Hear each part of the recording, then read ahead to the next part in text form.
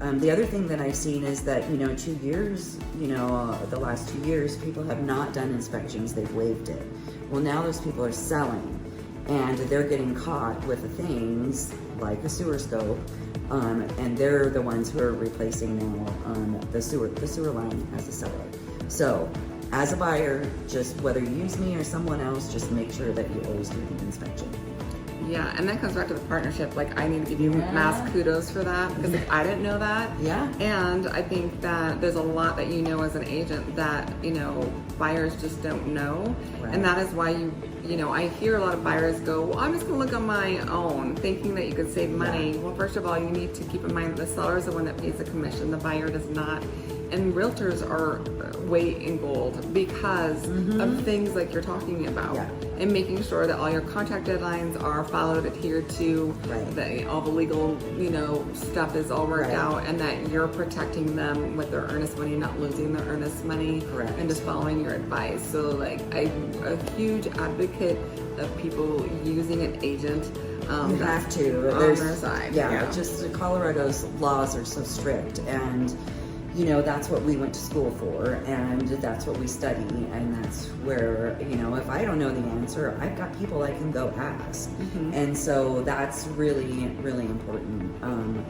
Not to mention, when you've got the seller who hires an agent here to sell their house, that agent works for the seller. If you come in without an agent, that agent is still working for the seller, and then you don't have anybody representing you. So you really need to have a buyer's agent over here for you, so that you make sure that you're taken care of and you're covered. Otherwise, the seller and the listing agent, they don't necessarily need to inform you of anything. So that's really protect important. Yourself. So protect important. Yourself for sure. I agree. Yeah, whenever people ask me real estate questions, I'm like, I'm a lender, I plead the fifth. Like, I don't know. I really don't know.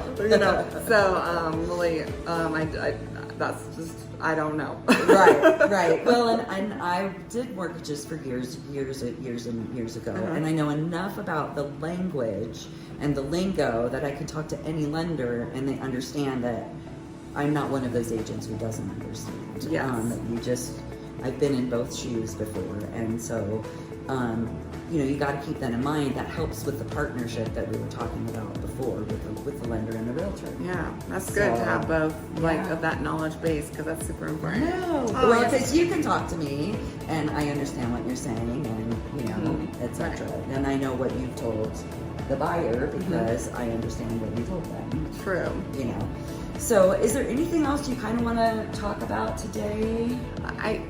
Really not. One thing I don't know why this came up in my head when we were talking. You said, what I'm talking about, and vice versa. The reason why is because sometimes I think that the mortgage lingo can be like a different language, same thing with real estate. Yeah. And I think we use a lot of acronyms in our business. We do. And I think that there are lenders out there and agents that maybe use a lot of acronyms, and the buyers feel silly to ask the question, like, what does that mean? Right. And so I try not to use the acronyms, like DTI. What does that mean? Well, debt to income ratio. Right. But why is it important? It's important. But that's one thing. If you are with a lender and you hear these acronyms and they don't make any sense to you, then honestly speak up and ask. And it just made me think, like, you just want to be educated the whole way. And if you're feeling lost because there's certain verbiage thrown around, just speak up and ask. Yeah. Because we are guilty of using the shortened versions of certain words, and I could be guilty of that now and then. I try to be very aware I'm not doing that with my buyers, but guilty sometimes, for sure. Perfect. Well, thanks so much for joining us today, and if you have any questions, feel free to give either one of us a call. You can text, email, whatever works for you. Have a wonderful day, and thanks for joining us. Bye. Bye.